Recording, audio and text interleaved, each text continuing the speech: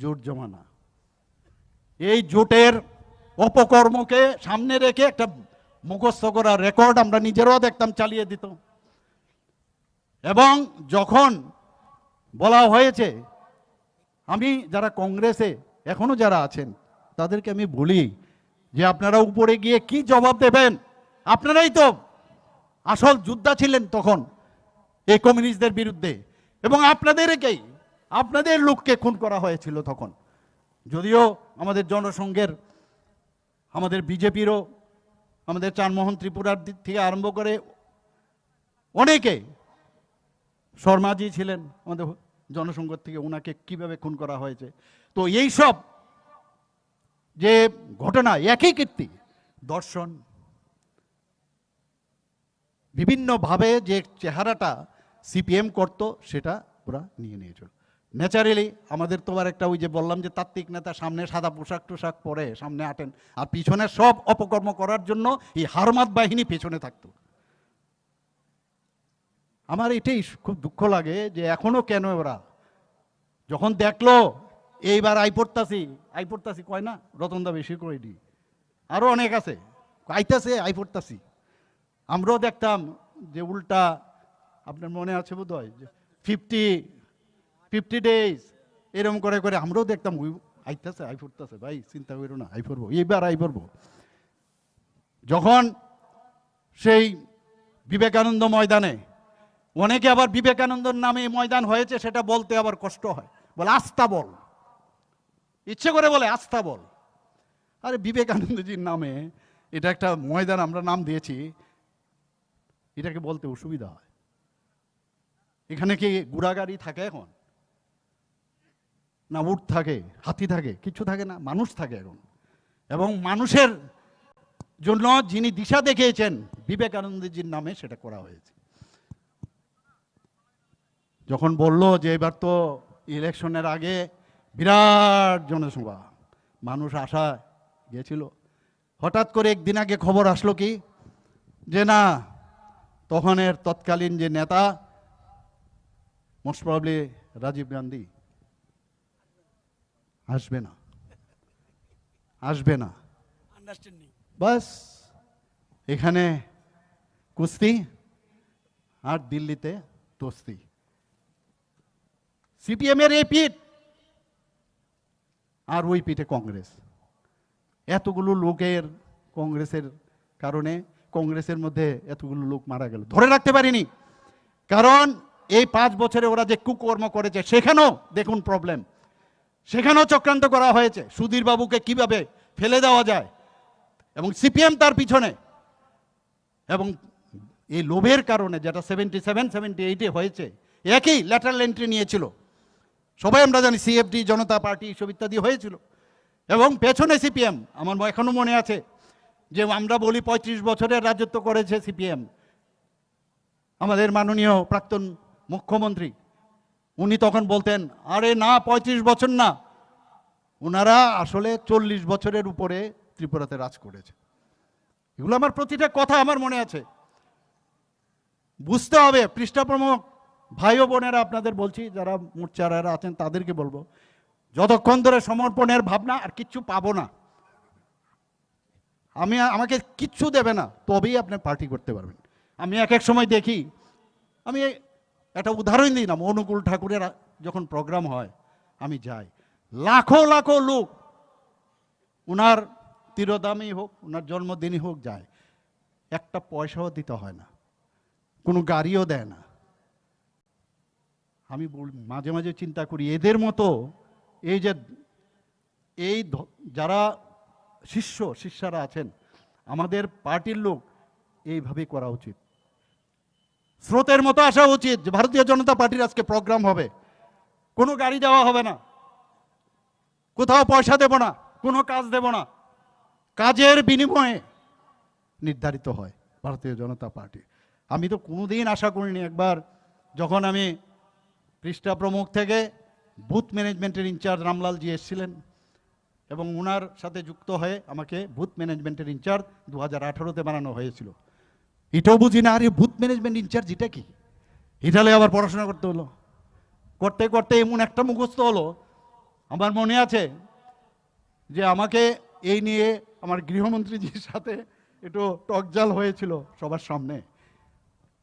16 তারিখ 18 তারিখ ইলেকশন, 16 তারিখ ওনার সাথে আমাদের বৈঠক হয়। আমি বললাম, बोले अरे ऐसा नहीं होता है, जाओ आप वहाँ जाके ट्रेनिंग दो, नहीं तो नहीं होगा। मैं बोला यहाँ तो मैंने गाड़ी नहीं मिलेगा यहाँ पर एक पहले दिन। तो बोलते अरे यार ऐसा नहीं होता। तो আমি যখন আমার মাননীয় প্রাক্তন মুখ্যমন্ত্রী বলছিলেন, মানিকবাবু আমরা পরে কথা বলবো, আমার একটু সমস্যা হয় মাঝে মাঝে, একটু এক্সাইটেড হয়ে যায়, এটা সাধারণ বিষয়। কারণ ওই যেহেতু আমি আই গো ইনসাইট INCIGST, যে কারণে আমার ভিতর থেকে সেটা বেরিয়ে এসছে।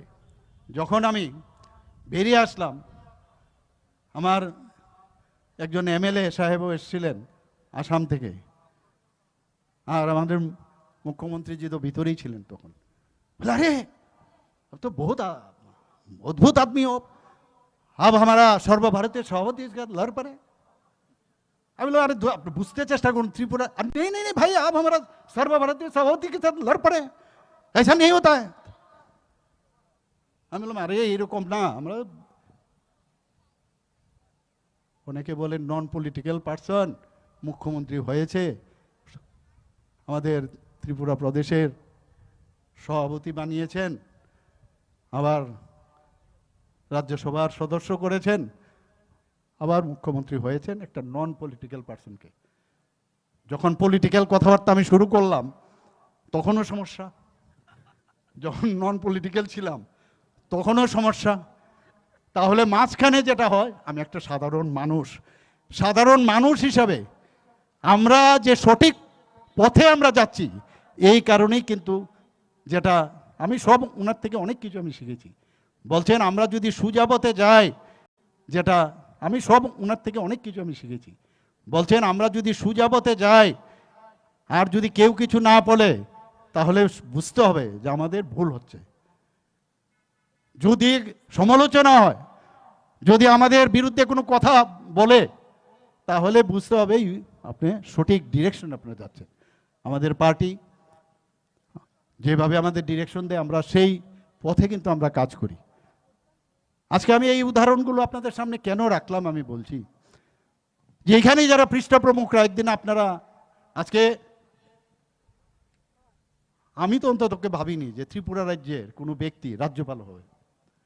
এই রাজপ্রসাদের এক ব্যক্তি জিষ্ণুদেব বর্মা মহোদয়, আমাদের প্রাক্তন উপমুখ্যমন্ত্রী, ওনার সময়ে ছিলেন, আমার সময়ে ছিলেন। ওনাকে তেলেঙ্গানার রাজধানী, যে তেলেঙ্গানার যে রাজ্য, সেখানে গভর্নর বানিয়েছে। একটু ভাববার বিষয়, এটা কিন্তু একটা রোডওয়ে হলো। আগামী দিন কে আপনাদের এখান থেকে হয়তো বা কেউ মুখ্যমন্ত্রী হতে পারেন, রাজ্যপালও হতে পারেন। এবং এটা ওই যেটা বললেন একটু আগে আমার পূর্ববর্তী বক্তা, মোদি হ্যাঁ মোদি হ্যাঁ মোদি হ্যাঁ, মোদি হ্যাঁ তো क्या বলেগা, বলেন আপনি আবার বলেন। मोदी है, मोदी है, मोदी है, सम्मान है। मोदी है तो मुमकिन है बेटा। আমরা প্রায় 2 দশকের পরে দিল্লি দখল করেছি ভারতীয় জনতা পার্টি। এর আগে মধ্যপ্রদেশ আমরা জয় করেছি। আবার সবাই বলছে এইবার কিন্তু শেষ, যাইব গা, খবর আছে কয় না অনেকে। এবার কিন্তু অবস্থা ভালো না, মহারাষ্ট্রের অবস্থা ভালো না, রাজস্থানের অবস্থা খুব আরো খারাপ। এবং এরপরে আস্তে আস্তে দেখলাম সব কটার মধ্যে মাননীয় প্রধানমন্ত্রীজি, আর আমাদেরও যেতে হয় মুখ্যমন্ত্রীর সুবাদে। আমারও এখন এটা মানে ট্রেনিং হয়ে গেছে, কোথায় বসতে হবে আর কি হতে যাচ্ছে। আগে তো এগুলো বুঝতাম না, আমিও ট্রেন কিভাবে যেতে হবে, আগের দিন যেতে হবে কি কখন হবে খবর নেই। কিন্তু এতবার হচ্ছে, এত জিত চারিদিকে। এবং লাস্ট যেটা হলো উড়িষ্যা, মানে ভাবুন, উড়িষ্যার মতো জায়গায় পট্টনায়ক, এদের ফ্যামিলি পুরা কতদিন ধরে ওরা ধরে আসছে। আমরাও ভাবছি কি জানি হইব, ভগবান জানে। সেখানেও আমাদের প্রাক্তন মুখ্যমন্ত্রী সেখানেও কাজ করেছেন, হরিয়ানাতে উনি কাজ করেছেন, হরিয়ানা হলো। এবার ওয়েস্ট বেঙ্গলে ওনাকে আবার সহ প্রভারী করেছেন, কাজ করছেন, আমি দেখি প্রায়। এবং আমি জানি টের পাইবা বাঁচু এবার টের পাইবা, কারণ উনি তো টেস্টেড। এখানে কিন্তু কিভাবে সংগঠন তৈরি করতে হয়, he knows it very well. আমরা এর আগেও পশ্চিমবাংলাতে গেছি অনেক জায়গায়। কাউকে যদি বলি আপনাদের এই পৃষ্ঠাপ্রমুখ কতজন, পৃষ্ঠাপ্রমুখ এটা আবার কি, আপনাদের বুথ প্রেসিডেন্ট, আমি বললাম এই রাজ্য কোনোদিনই আসবে না ওই তৃণমূলের যারা সংখ্যালঘুদের ওই একই কায়দায় গায়ের জুড়ে গুন্ডা লেলিয়ে, যেটা আমাদের এখানে অনেক সময় করেছিল, সে একই কায়দায় কার্বন কপি অনেক আশা করেছিল আগের ওয়েস্ট বেঙ্গলের মুখ্যমন্ত্রীর প্রতি। একটা মহিলা একটা পরিশ্রম করে এবং কমিউনিস্টদের থেকে ছিনিয়ে নিয়ে এসে আমাদের এখানে যেমন বিপ্লব বাবু কমিউনিস্টদের থেকে জিতে এনেছে। এটা একটা ভারতীয় জনতা পার্টির জন্য কিন্তু একটা বিশাল ব্যাপার। প্রথম ভারতবর্ষের মধ্যে কমিউনিস্টদেরকে হটিয়ে যে বিজেপি প্রতিষ্ঠিত হয়েছে, এটা কিন্তু একটা বিরাট ইতিহাস। আর এই কলঙ্কময় দিন আপনারা আনবেন না, পাবেন না। রতনদা কিচ্ছু দিন না, আপনারা রতনদা আর কিচ্ছু দিয়েন না। করবনি জিজ্ঞেস করেন আগে, করবনি পার্টিটা এইরকম পার্টি করতে হবে। আমাদের এখানে স্ক্যানার মেশিন আছে প্রচুর, আর এটা কপাল আছে। আমি যখন মনে আছে ওনাকে আমি বললাম যে আরে আমি তো প্রথম বললেন আপনাকে তো ইয়েতে যেতে হবে, এই যখন প্রেসিডেন্ট হলাম, আবার প্রেসিডেন্ট, আরে তো সাংঘাতিক জিনিস, সেটা কি বিষয় এতগুলো লোককে, কিন্তু উনার সাথে থেকে থেকে কিছুটা আইডিয়া বলে আমি আই উইল সাপোর্ট ইউ যেভাবে হোক। আমি সারলাম 2.5 বছর খালি করেছি প্রেসিডেন্টশিপ। হঠাৎ করে খবর এলো যে আপনাকে যেতে হবে রাজ্যসভায়। আমি বললাম আরে এইসব বাদ দিন আপনি, আমি যাব না। এই নিয়ে ওনার সাথে কিন্তু আমার একটা মানে আমার মতামতের উনি বলছেন আপনি যান, আমি বলছি ভালো হবে। আমি তারপর বাধ্য হয়ে গেলাম। যখন মুখ্যমন্ত্রী বানানো হয়েছে, আমরা কিন্তু মুখ্যমন্ত্রী কে বানাবে, মুখ্যমন্ত্রী কে আগামী দিন হবে আমাদের হাতে থাকে না। ঠিক আছে, নিয়ম অনুসারে যা যা করার আমাদের করতে হয়, বিরোধী মানে লিডার অফ দ্য যে আমাদের এমএলএসরা হয় সেখানে নির্বাচিত হয়, কিন্তু আমাদের মাননীয় প্রধানমন্ত্রীজি ডিসিশন যেভাবে হয় মাথা পেতে নেয়, আমরা মাথা পেতে নেই। যখন আমাকে জিজ্ঞেস করলো, উনাকে যখন জিজ্ঞেস করলো আপনি, উনি গিয়ে আরামসে গিয়ে বললে যে তুমি রিজাইন দাও। উনি রিজাইন দিয়েছে। আমাকে ফোন করে উনি জিজ্ঞেস করলেন যে ডাক্তারবাবু আমি কালকে আসছি, একটা বিরাট ডিসিশন হতে যাচ্ছে। আমি তো অবাক হয়ে কিসের ডিসিশন। তারপর যখন আসলাম আমি দেখছি চারিদিকে যেমন একটা নীরবতা, নিস্তব্ধতা, অদ্ভুত একটা সিচুয়েশন। খবর পাচ্ছি এদিক সেদিক। উনি গিয়ে রেজিগনেশন দিলেন। কিন্তু রেজিগনেশনে তো উনি বল না আমি রেজিগনেশন দেব না। ভারতীয় জনতা পার্টিতে যা বলা হয় সেটা মাথা পেতে নিতে হয়। আমি দেখতাম আর এগুলো আমি অবজার্ভও করতাম। উনি গিয়ে রেজিগনেশন দিয়েছে। পরবর্তী সময়ে কে মুখ্যমন্ত্রী হবে, সব এমএলএ বা যারা মিনিস্টার ছিলেন তাদেরকে একে একে করে ডাকলো এবং ওনাকে যখন জিজ্ঞেস করলেন উনি বললেন আমাদের মানিকবাবুকে বানালে ভালো হবে। ভারত মাতা কি, ভারত মাতা কি। আর আমি বললাম, আমাকে যখন জিজ্ঞেস করলো, কারণ আমি তো এটা তৈরিই ছিলাম না এই বিষয়টা, ঠিক আছে, সাংগঠনিক কাজটা ইত্যাদি ইত্যাদি পৃষ্ঠা প্রমুখ এগুলো চলছে শেষ পর্যন্ত পাঠিয়ে দিয়েছে মানে রাজ্যসভায়, সেটাও চলে। তারপরে হঠাৎ যখন আমাকে জিজ্ঞেস করলো আপনি কাকে চান, আমি বললাম এইসব বেজাল বাট্টাতে যায়েন না, যেমনে চলছে উনারই থাকতে দেন। আমি মোহনপুরের ময়দান থেকে বলছি কার্যকর্তা, শুধু আপনাদের জন্য ভারতীয় জনতা পার্টির যত কার্যকর্তা সারা ত্রিপুরা রাজ্যের মধ্যে কান খুলে রাখা উচিত। ভারতীয় জনতা পার্টি একমাত্র পার্টি যে রাষ্ট্রহিতের পার্টি। ভারতীয় জনতা পার্টি ওই পার্টি যেই পার্টি নেতা নরেন্দ্র ভাই মোদী। ভারতীয় জনতা পার্টি ওই পার্টি যেই পার্টির নেতা অমিত ভাই শাহ। ভারতীয় জনতা পার্টি ওই পার্টি যে পার্টি একমাত্র অন্তিম জনের পার্টি পৃষ্ঠা প্রমুখের পার্টি। ভারতীয় জনতা পার্টির মধ্যে নেতা বড় নয়, কার্যকর্তা বড়। তাই বন্ধুরা, যেটা আপনাদের কাছে চাইছি, সারা ত্রিপুরা রাজ্যের জন্য আমি বলছি, যুব মোর্চাকে, মহিলা মোর্চাকে, এবি ওবিসি মোর্চাকে, এসসি মোর্চাকে, এসটি মোর্চাকে নিজেরা কারিক্রম লাও। রতনদা আজকে যে এক্সাম্পলটা তৈরি করেছে, রাজীব বাবু এখানে ছিল, আমি বলেছি, মুখ্যমন্ত্রী মহোদয় এখানে আছেন, সারা ত্রিপুরা রাজ্যের সমস্ত এমএলএরা সমস্ত মন্ডলের মধ্যে এই ধরনের কারিক্রম নিয়ে কমিউনিস্ট পার্টিকে জবাব দাও।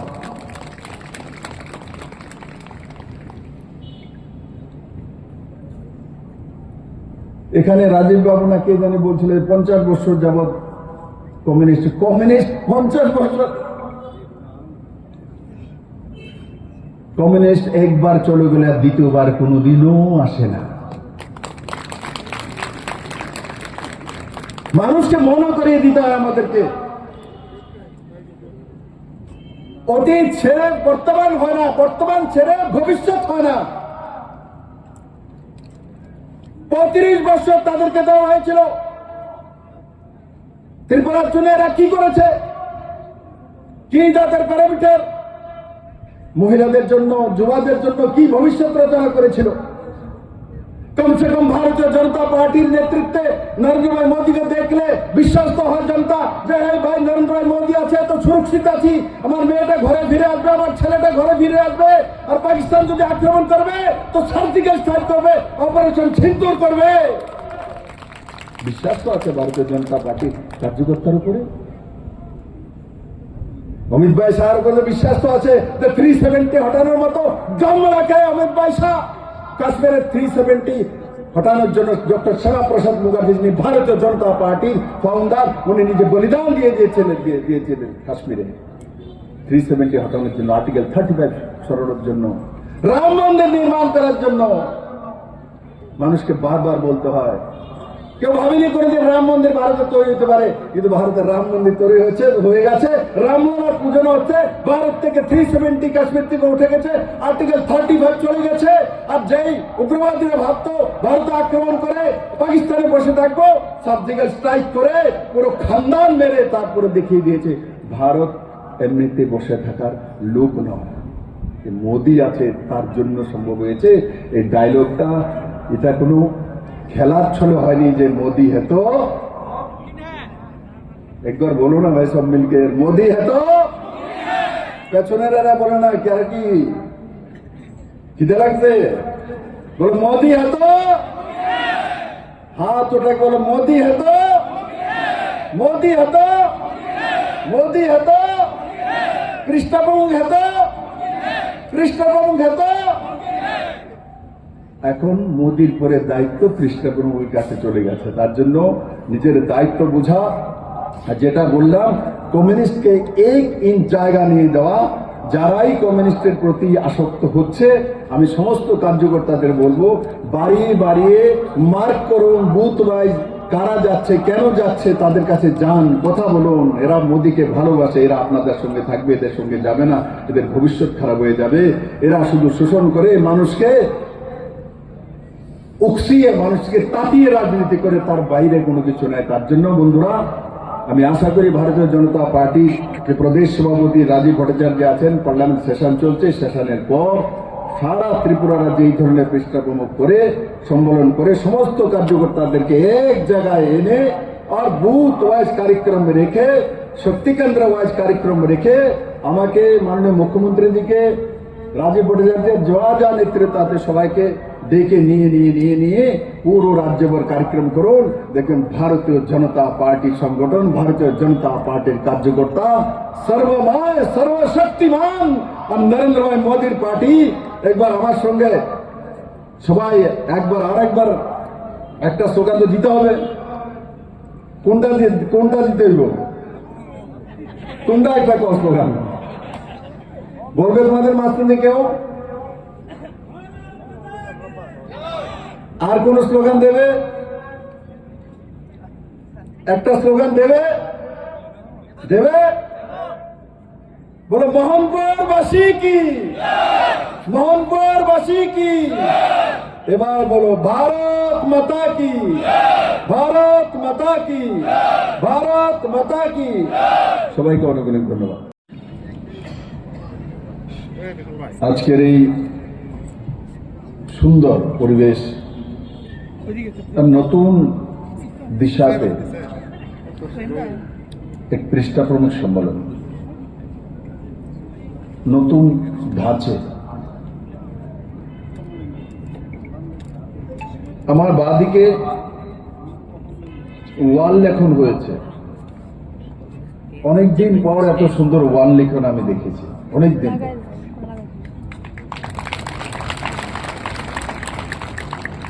কারণ আজকাল লোক রেডিমেড সবকিছু নিয়ে আসে।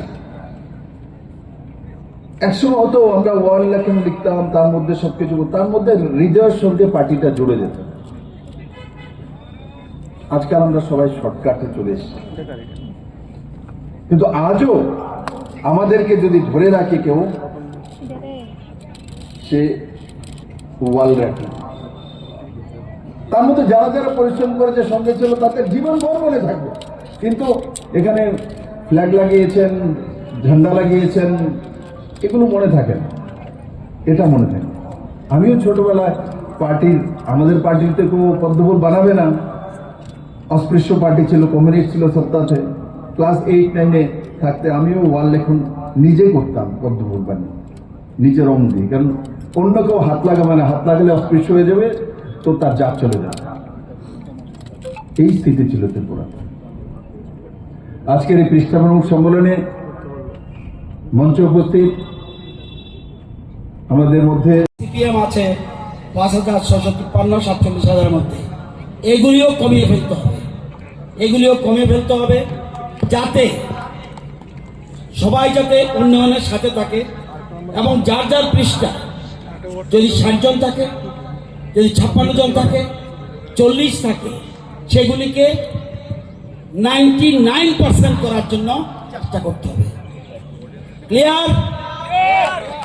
ক্লিয়ার তো সবাই? শুধুমাত্র পৃষ্ঠা প্রমুখের দায়িত্ব নয়, বুথ প্রেসিডেন্ট, বিএলএ, মোর্চা, মন্ডল কমিটি, জনপ্রতিনিধি, যত ডিপার্টমেন্ট সেল, সবার দায়িত্ব, শুধুমাত্র পৃষ্ঠা প্রমুখের দায়িত্ব নয়।